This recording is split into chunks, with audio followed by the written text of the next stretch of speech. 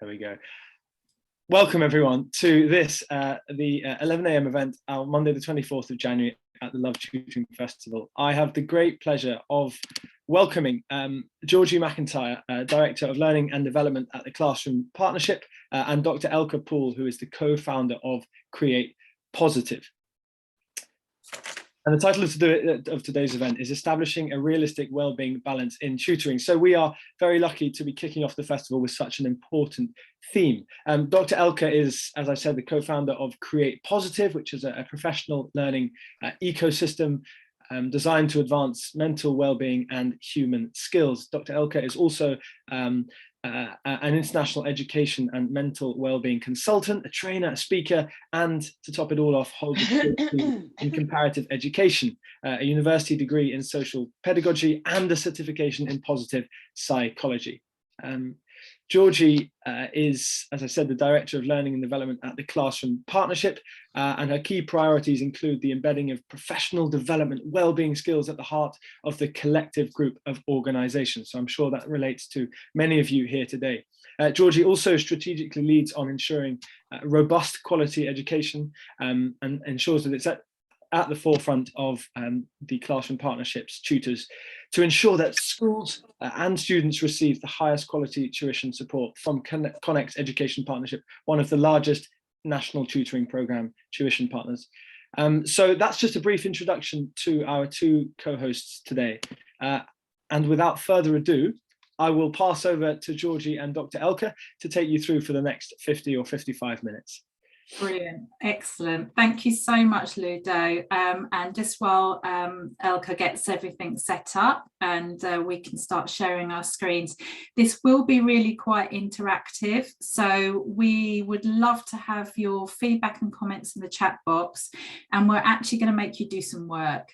So be ready and make sure you've got your coffee or your peppermint tea with you to keep you awake, because you can't sit there quietly today, can they, Elke?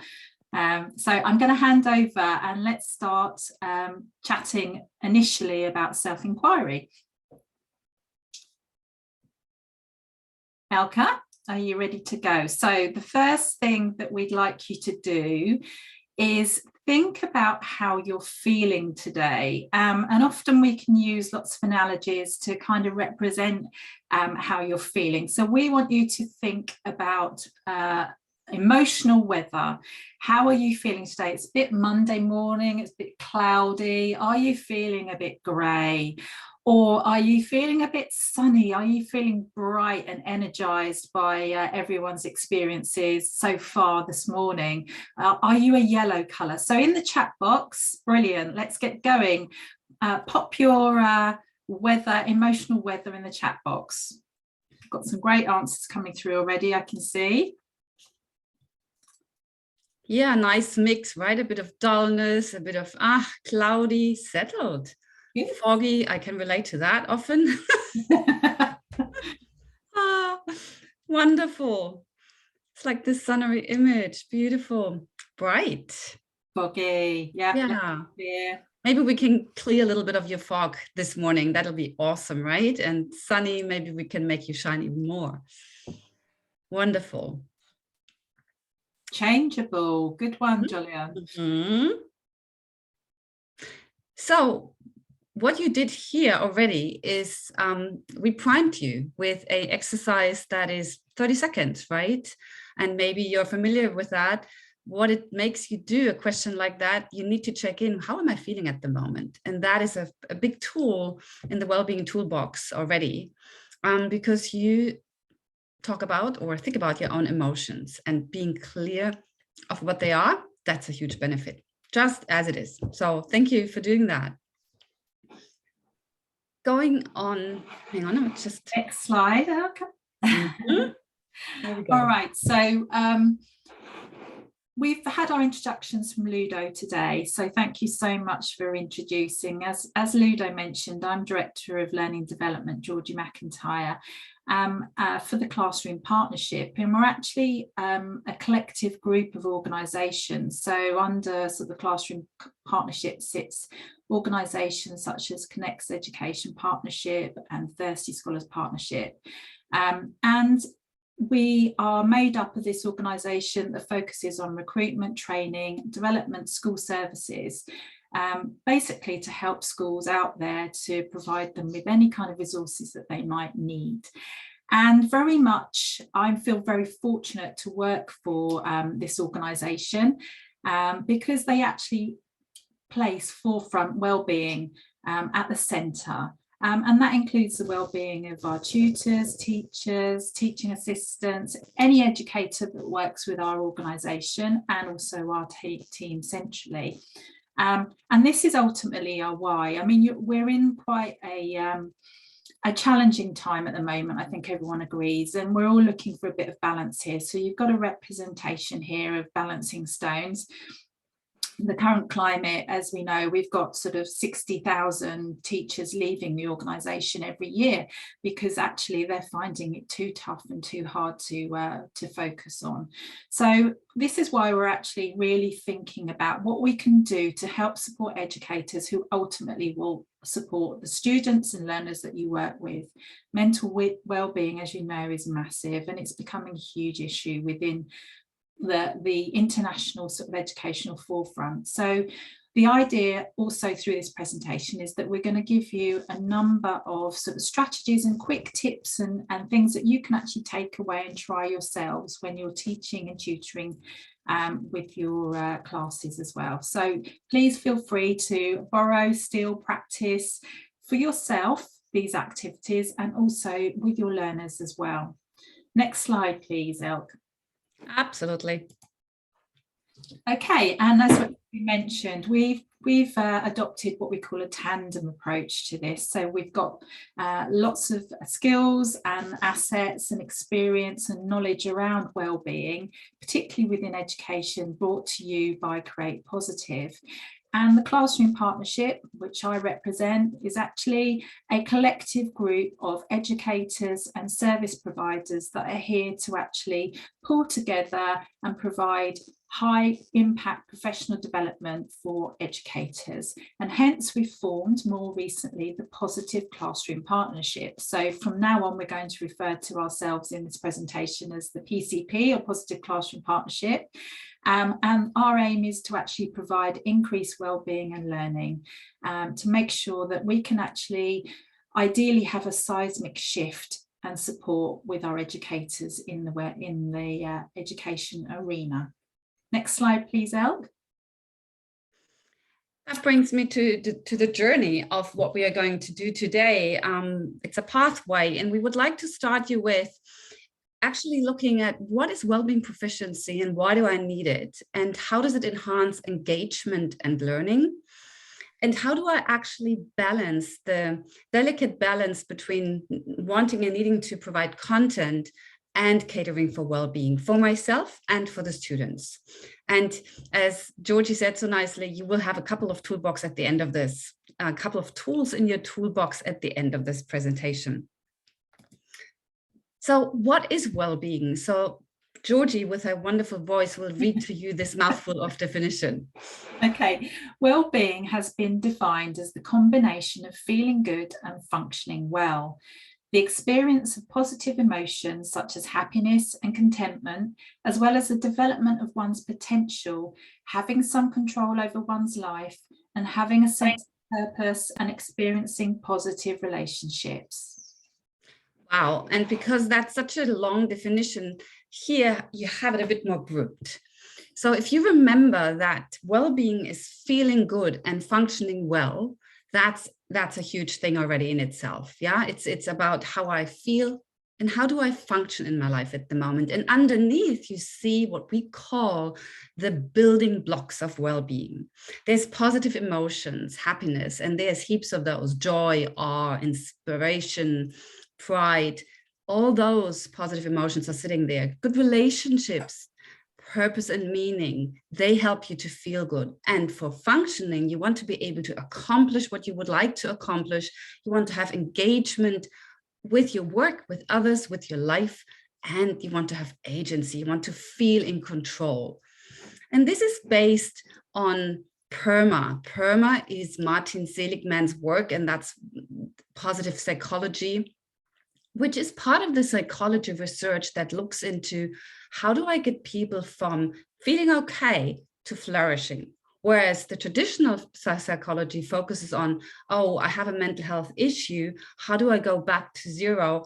We are here to look at the other side. And let's face it, we know that, oh, yeah, there we go. Before we do that, it's up to you, Georgie. Excellent. Okay, so before we get talking a bit more about that theory, what I'd like you to do in the chat box is have a think about what percentage of the students you worked with who've had an overall sense of feeling good and functioning well.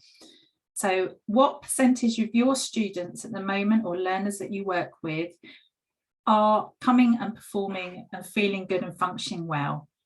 Pop in the chat box what percentage you think are of the students.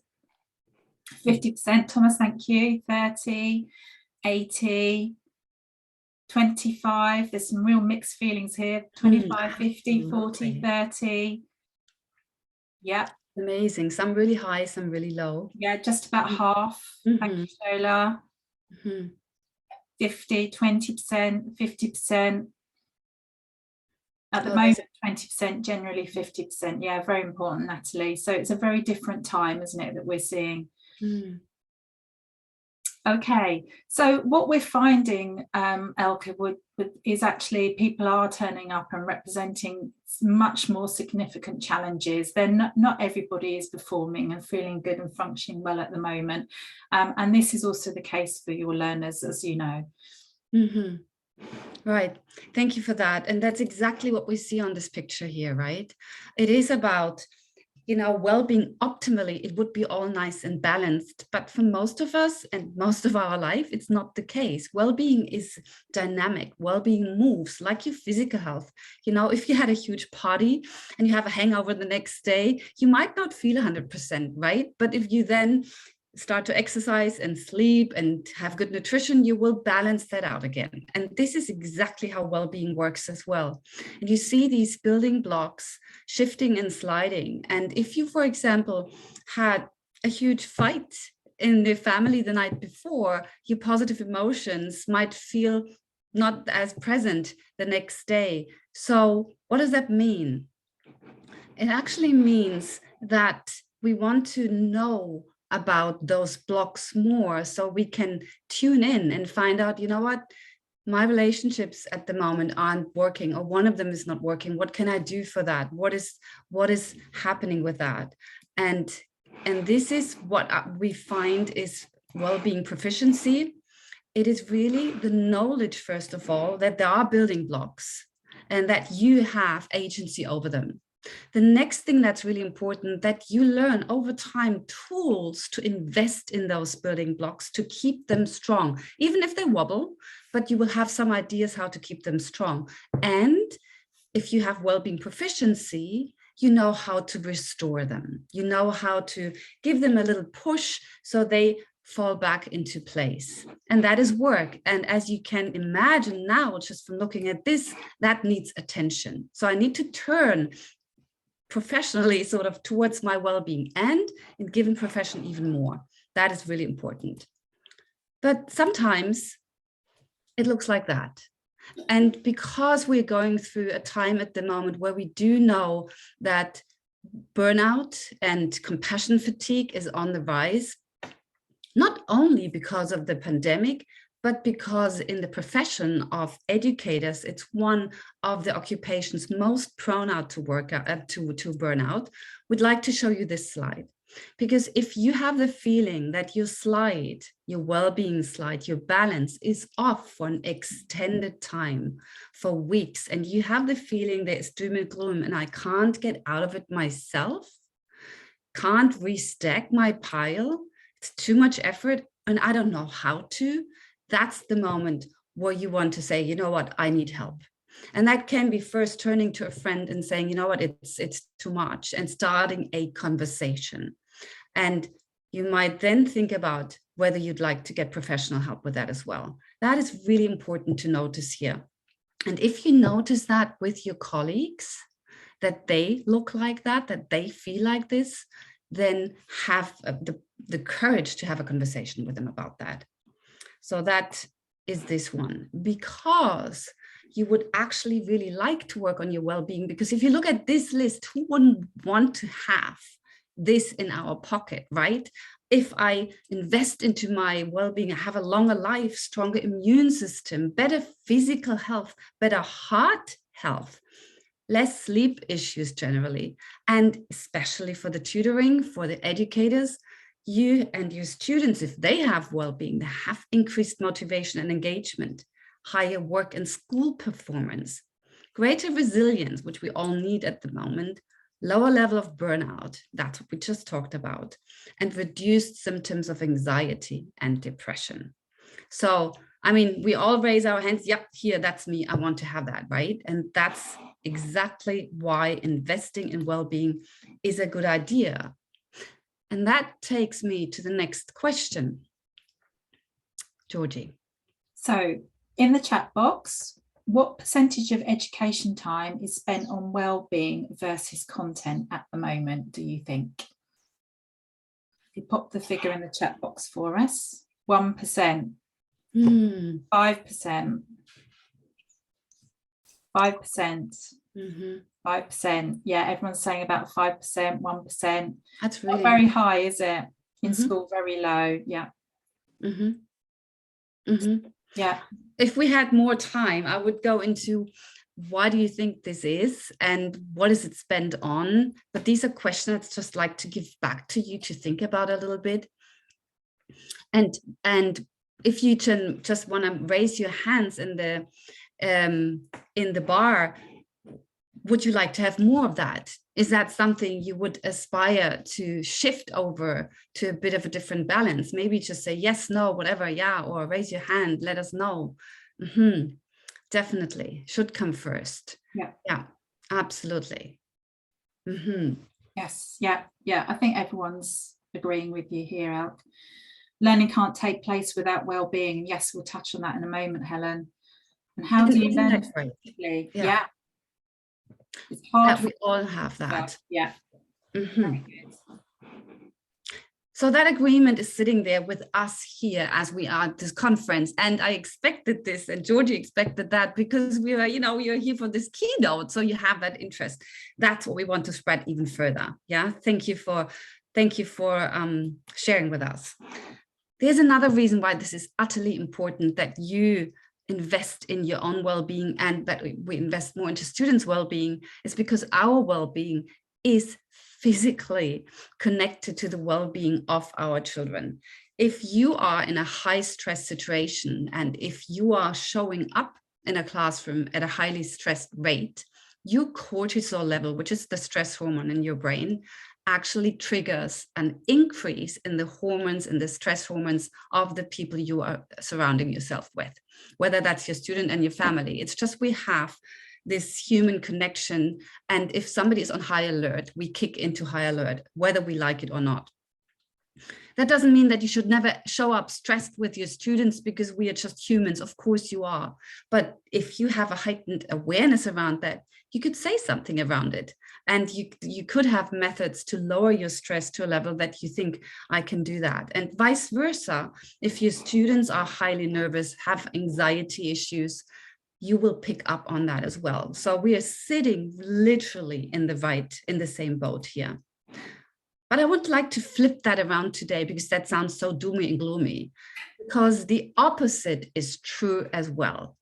If you work on your well-being, if you work on your student well-being, this is contagious. Your sense of well-being, without saying a single word to your students, will affect your students positively, because they feel that you sit more in your seat and that they feel that you have this positive inner outlook.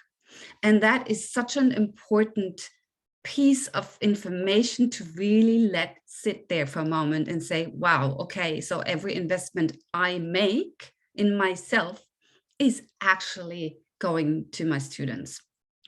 And Georgie, we have comments here as we go, and I love that. So if you want to pick up on that, that's really beautiful. Yeah. We've got a great comment here from Kaylee. Talking through your own emotions and feelings helps children to understand their own. It's great for modelling and also challenges their emotional literacy. Thank you, Kaylee. That's it. 100%. Julie sharing about affirmation. Yeah, absolutely. So if we know that this is connected, it's worthwhile really looking at the mindset, because I know you just said it yourself. In the ideal situation, you would like to spend much more time in your tutoring sessions on well-being, yet you have a system that is asking you to deliver X, Y, Z amount of content to help the students to actually go forward in their classes and in their academic accomplishments. So they make the year so they pass the exams. And that is big part of well-being, is to have a sense of accomplishment. So how do we weigh this out? And how do I do that if the system isn't ready to allow more time just yet? We are hoping this will shift, and I'm certain that the pandemic will make its mark there, that the system itself in education, not just in the UK, but everywhere we work globally, is actually catering and allowing more space and time for well-being. So how do we deal with that until then? Because we certainly can't wait. One thing we can do straight away is to actually shift our mindset. And Georgie, maybe you want to just read that and give your voice to it. Yeah, okay, so how we go about developing a wellbeing mindset. So thinking about time that I spend as a tutor on my wellbeing having a positive effect on the wellbeing of others. So that sense of empowerment, but also the fact that we can actually, it is contagious and it is actually rubbing off on other people.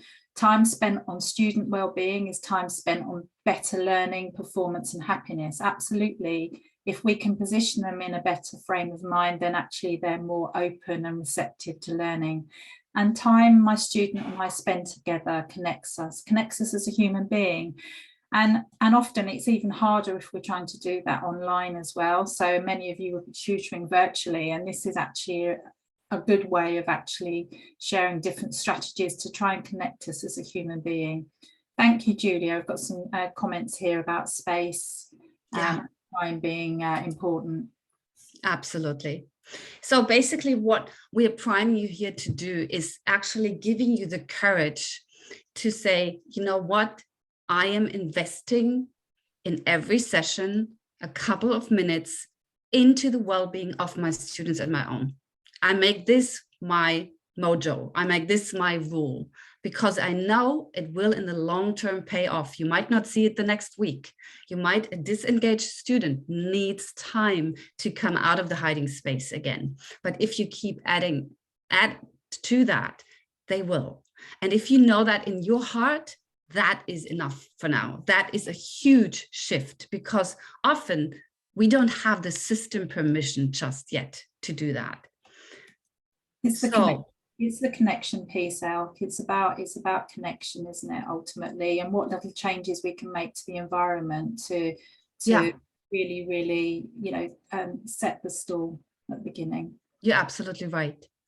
And as we just said, change is a process, not an event. So if you did a big bang well-being session at the beginning of each, and we see this happening, right? A huge well-being session at the beginning of the school year, setting everyone up, and off we go. And then the rest of the year, we just do as we always do, as usual. That's not gonna hit it. Change is something that needs to be driven over time, and it needs to be actually instigated and nourished. So we know that for fact. We also know that well-being is a lot about habit. Having mindsets shift slowly, that takes time. It's like a little highway that you keep on driving and driving and driving, so it gets stronger, and the other one that is being detrimental is then weakened. So it does take time, and we know habits need 30 days at least to kick in, so keeping at it. But that's the beauty of that, because there's a solution, and we call that and coined that micro well-being tools. That means I do little drip feed interventions as I go, and I continuously do that. And I do that together with my students. That connects me, and also it doesn't rob a lot of my time, and it has a positive effect because I create habit. And as we just said, that's better if you do this together, but not only you and your students. We encourage you to talk, and I know you do that. Talk to your colleagues, talk to Georgie, talk to the organizations you work with about well-being, instigate little things, even in the staff room, even if you have tutor colleagues. It's not just a one-way street with the students. It is a bigger conversation that we want to have. Good. And we want to give you a couple of examples for the remaining. So that was sort of the theory part, right? Wellbeing has well-being blocks. If I know about them, if I boost them, if I restore them, I gain well-being proficiency, and that sets me up for more happiness. And I'm talking about general happiness along the way. And how could those tools possibly look like? The thing is, you know those tools already. You have many of them because you are educators. So even without thinking, you will have your little tricks. And we would love to hear some of those as we go for the rest of the session, right? Yeah, there is actually some in here they're sharing about emotional wheel, and actually being able to get their students to check in into how they're feeling. A bit like we did at the beginning, and thinking about your emotional weather. So yeah, all these different sort of interventions. We've got some great little links here. So love that you share these links. Please go, because we all would love to have a toolbox and increase that toolbox. We introduce you to a couple that are going along to those building blocks that we had at the beginning of the session. And one of them was positive emotions, right? And the power of emotional control. Let's look at that. We just did it at the beginning. Now let's do it again. Yeah, absolutely. So this is a different type of strategy. Think about and pop in the chat box a song that mirrors your current mood. So in your chat box, everybody, think about a song that mirrors your current mood. There could be everything. Could be even the Mozart Requiem, right? Whatever that is.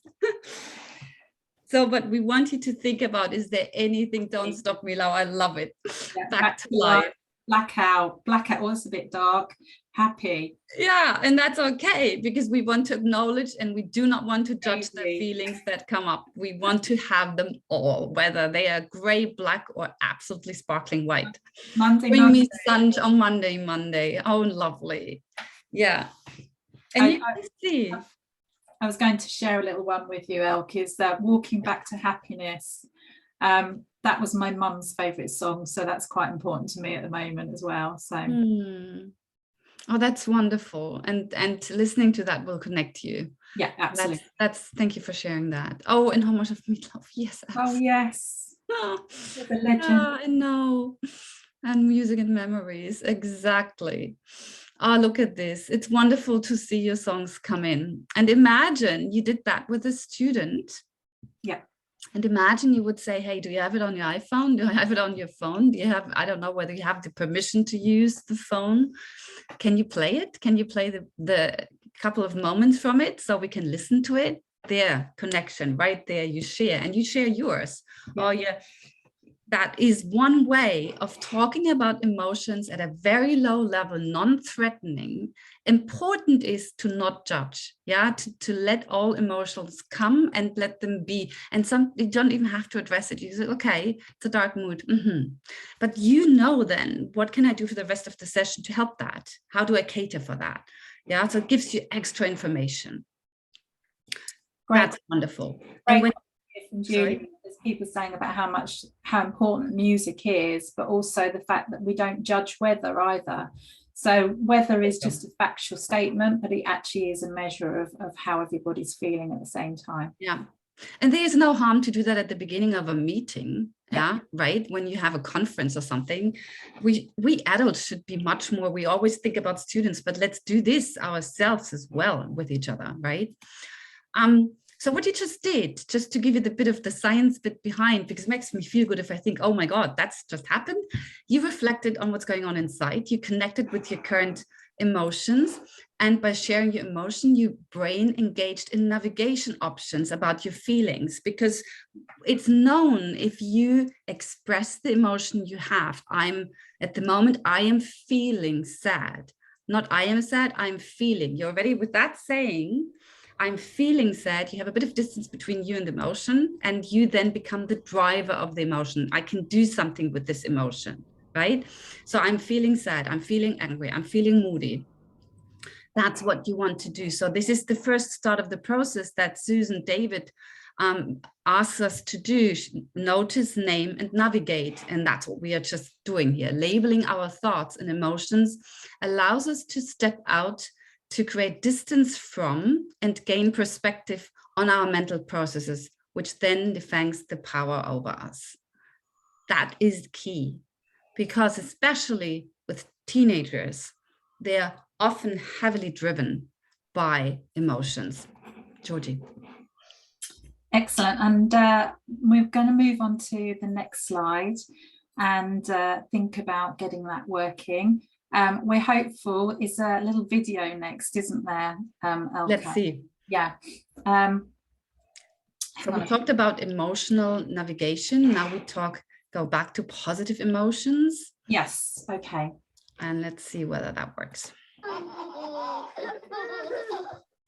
Hopefully you can all hear this little video.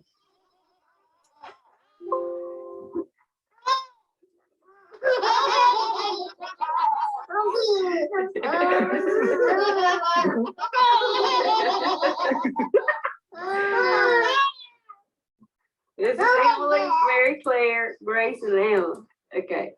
Daddy's gonna make you laugh now. Ready?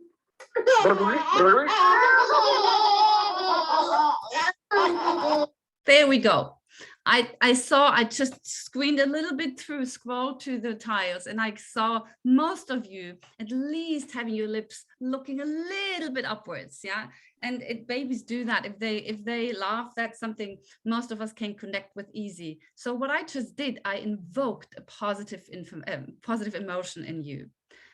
And the power of positive emotions, it is never to be underestimated. It actually, there is a huge science behind it by Barbara Fredrickson, and she found out that if you start a learning activity with a positive emotions, you actually broaden the filter of information that falls into the brain. You allow for more information to come in. And that makes sense if you think of the opposite. If you are frightened, if you are scared, if you are anxious, or if you're angry, you are in fight and flight in your body, and you have a tunnel vision to deal with that emotion and to deal with that situation, then that is your priority. And whatever you put on top of that learning content wise will most likely not really sink in. So taking the time, and that we just did it here with a video, but it can be just a smile. It can be just really simple to see where in my session can I invoke a positive emotion to get broader with the learning content, and you enhance the creativity of the informations. That is the effect of positive emotions. Georgie. Excellent. So in our chat box, I know you've been sharing a lot with us anyway, but what little activities or savoring moments do you currently put in your day to experience micro moments of joy? And so, for example, I've got a candle on my desk, and I often light the candle to kind of, I love the smell and the scent and the flicker and the color it looks.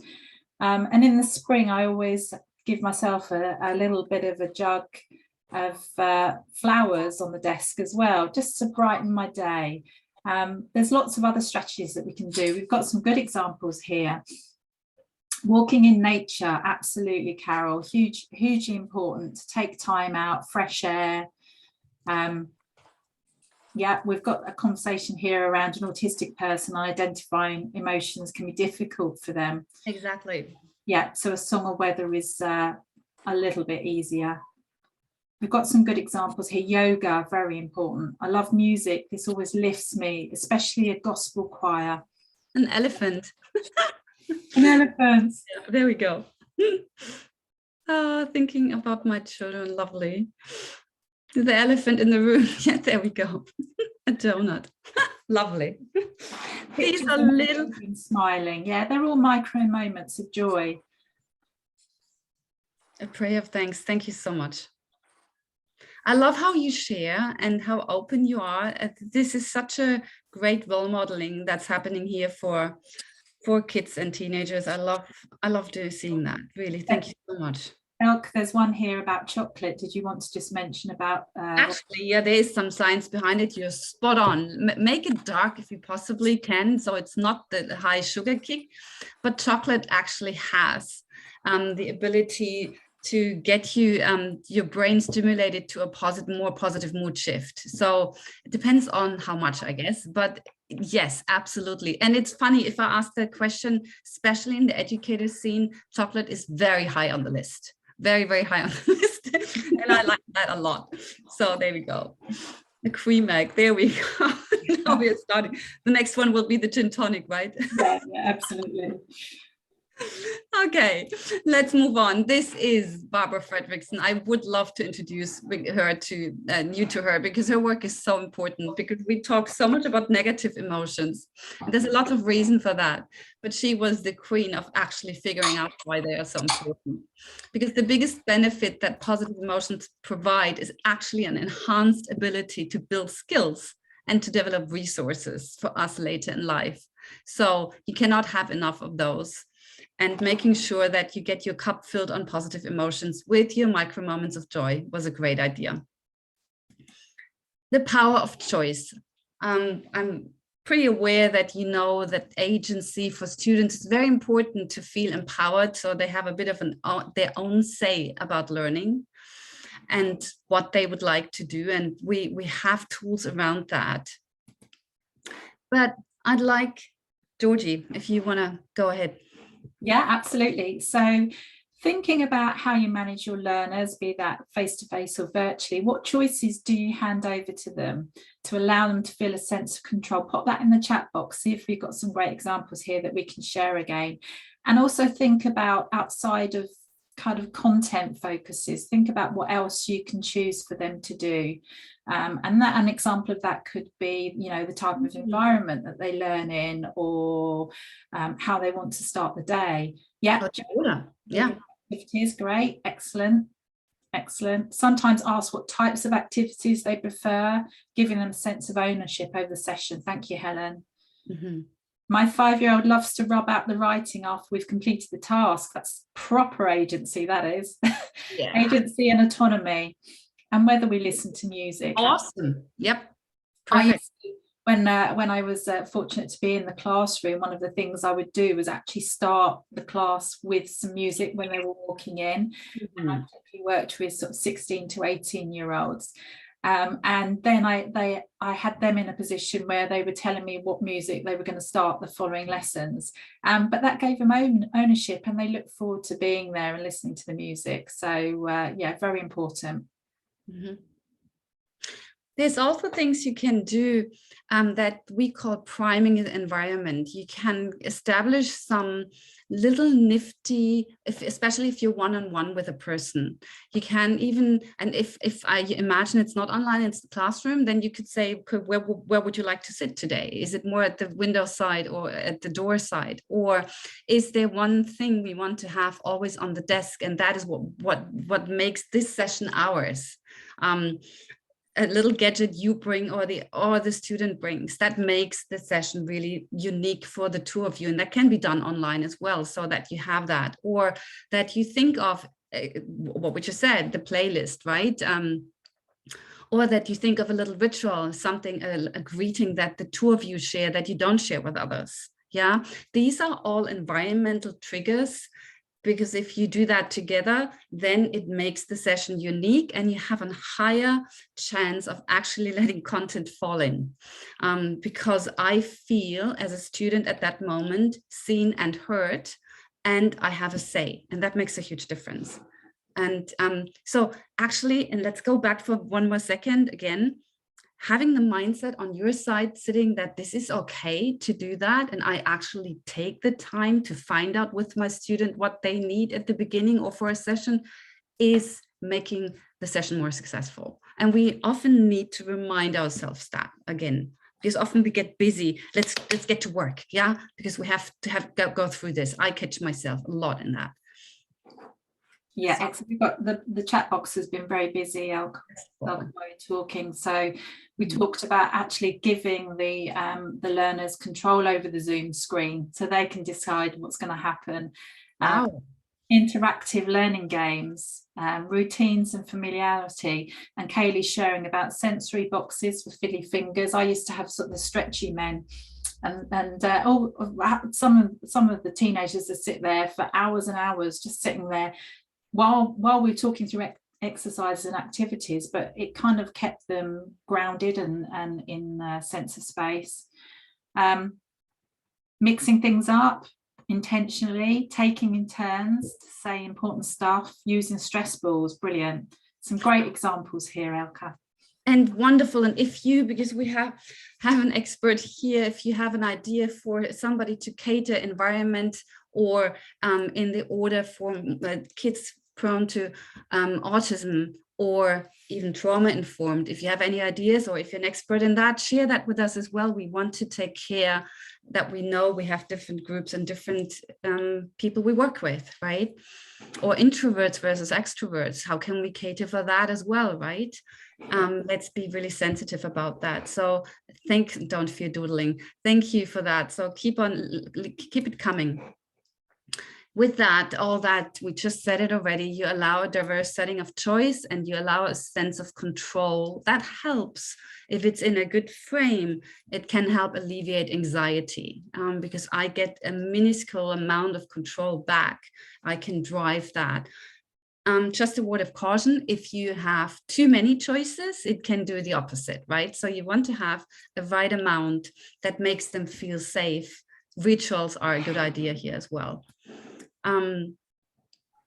And feeling a sense of control helps you make choices because you're driving, you're not driven by others. And that is important to have decision-making processes in place.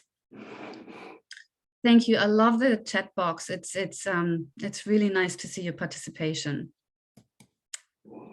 Here is Anthony Roa, a known child psychologist, and he says, what we need is more agency, the ability to cut through all of what pulls at us. Yeah, because, and he talks a lot about in his work about distractions as well. We want to find emotional and physical balance, think more clearly, and advocate for ourselves, so we can take a course of action that makes sense. With agency, we can feel more in command of our lives. That is what was highly challenged by the pandemic, or still is, because in many ways control has been taken away from us. And it was due to the security we wanted to create. We needed to do things very differently in very short amount of times without any preparation. So that takes a lot of sense of control away. And to restore it even for yourself, but then the Omicron wave hits and it came from out of nowhere. To restore your own sense of control, it's really important to have these little rituals sitting there for yourself as well. So that you know, within my house, within what I do here, within my online session, this is what we do. And this gives me a little bit sense of control back. It's a really important tool at this time. Looking at the time, can you tell me how much more minutes we have? Because we've probably got about another 5-10 minutes, Elke. Okay, because I have one more tool, but it also could just open up that we have a little bit of a discussion because we have such an engaged group. But what is really important here to finish is to tend to well-being as a regular thing. It is a plant that needs nourishing, and if you do that, it will help you to flourish.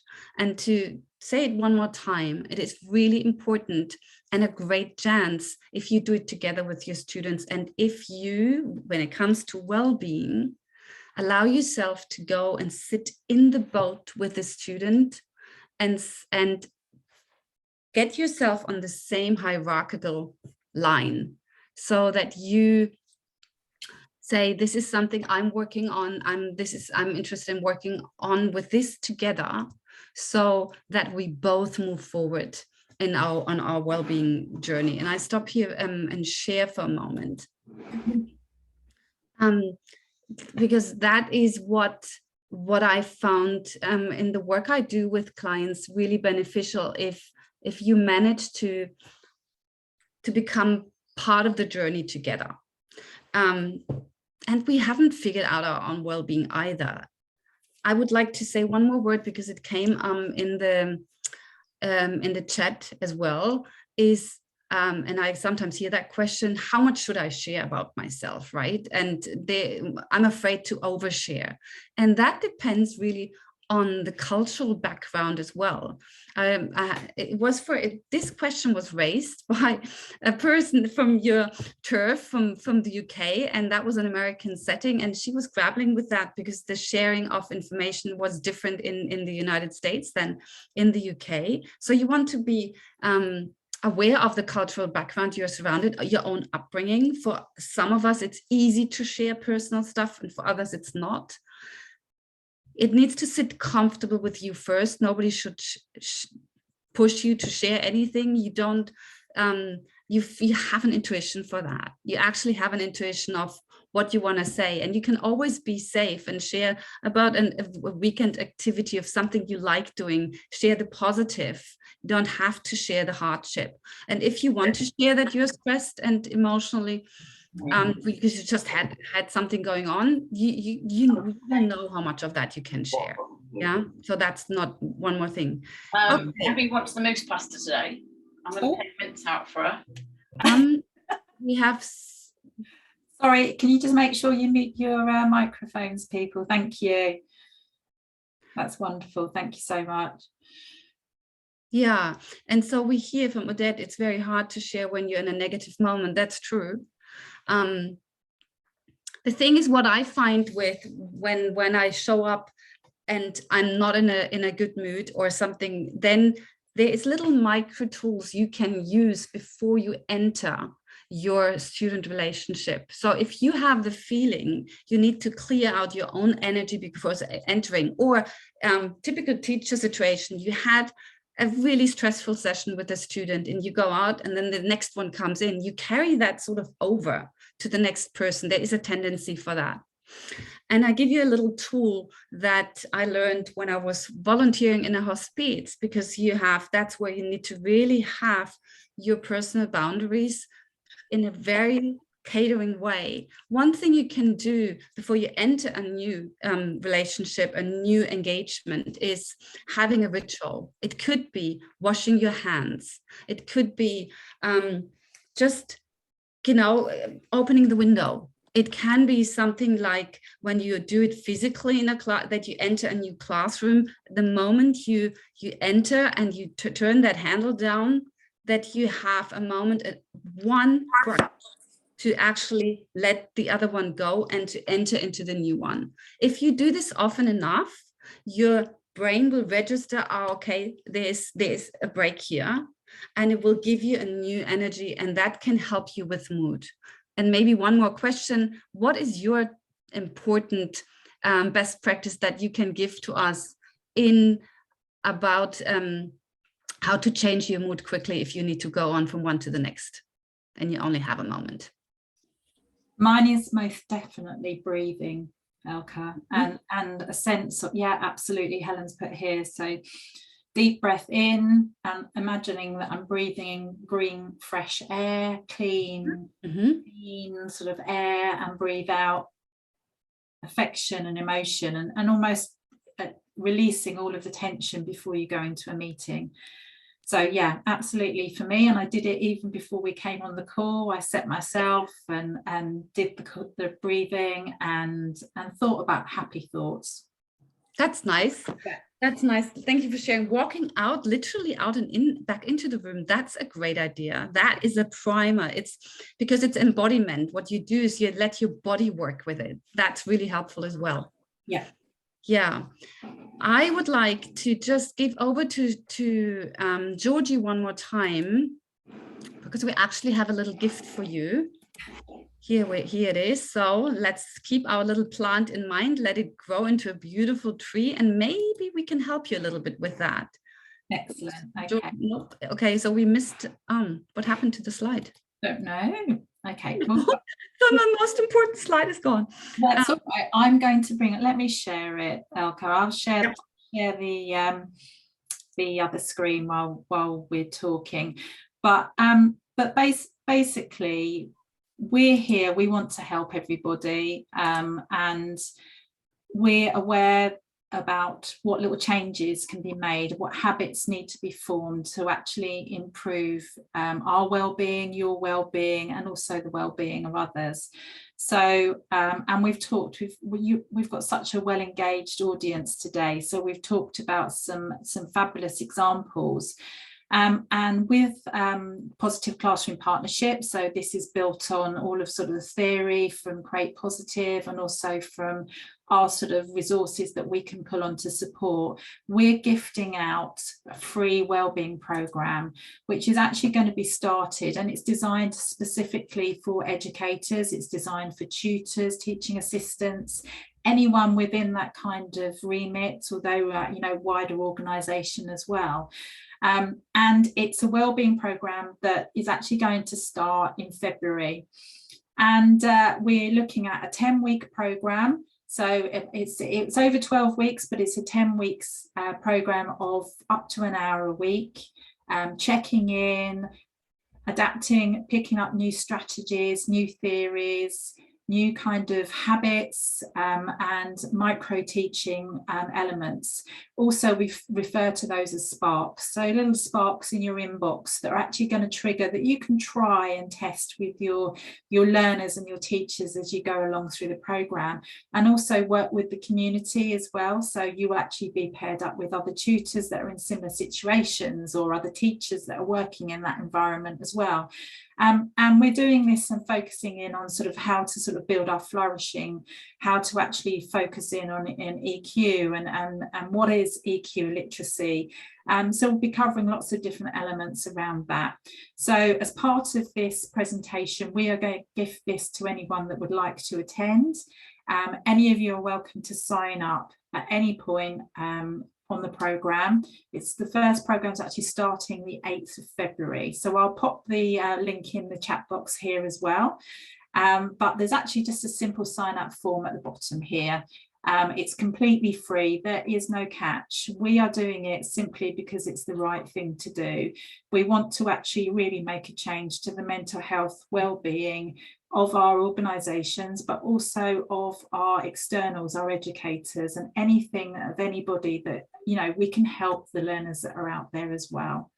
Wellbeing matters. We have seen such a challenging time, and actually this is so important that we need to make this a priority. And as we talked about earlier, the percentage of time that you actually spend on your well-being within a session is maybe 5%, 20% if you're really, really lucky.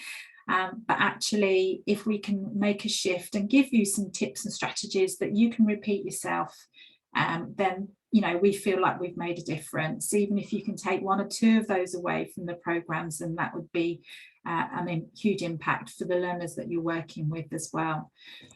So I think if we go back to the slide at the beginning, and I'll also pop this in the chat box now. Exactly. I believe actually I think what happened is the slide was hidden. I just found it, so I'm gonna I'll stop sharing, and you can pop it up as well.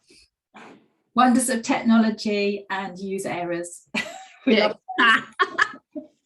but one of the most important sessions when I started my positive psychology studies, one of the first sessions was titled Permission to be Human. I love that because we do the best we can, and we will not always end up at the best, whatever we could do, and that's okay. And that's part of our training as well, is self-compassion, because that's a big, big cup. So can you see this now? If you like to fill your well-being tool cup, we have a gift for you.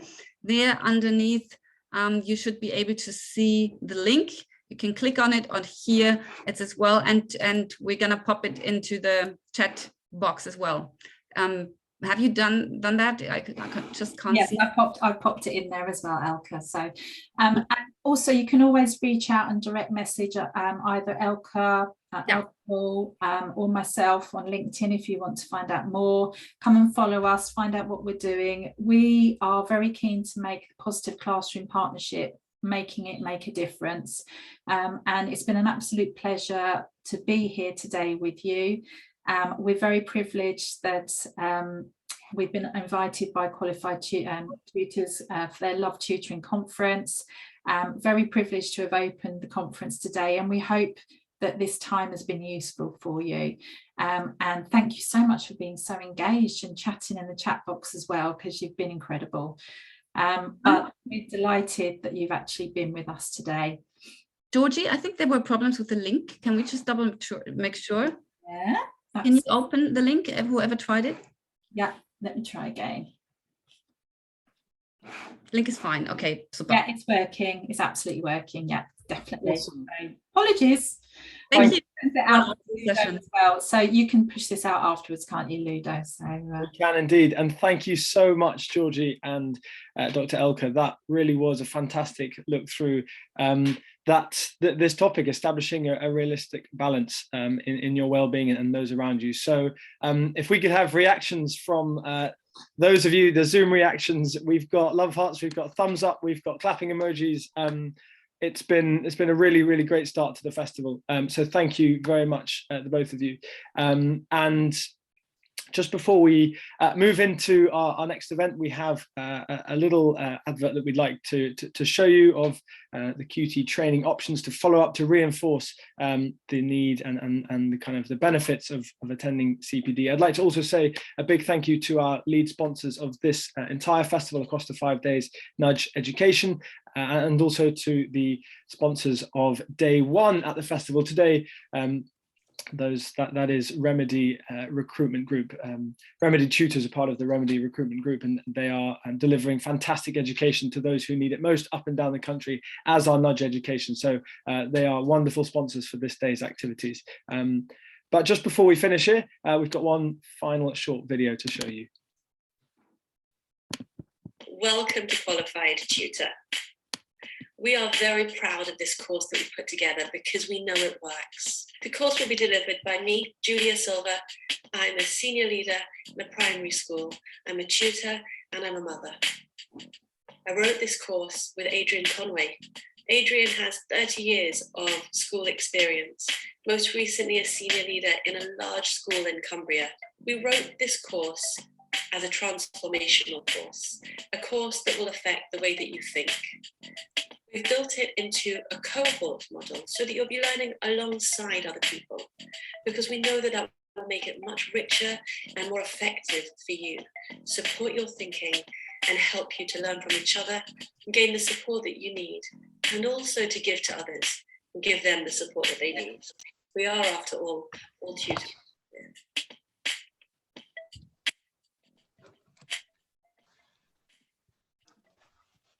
So you can find out more about our training on our website. Jack will just pop those links into the chat there. So you've got some options to follow up with after this, both with the Positive Learning Partnership and some qualified tutor training, the next cohort of which is starting on the 31st of January. So go and check that out if you would like to.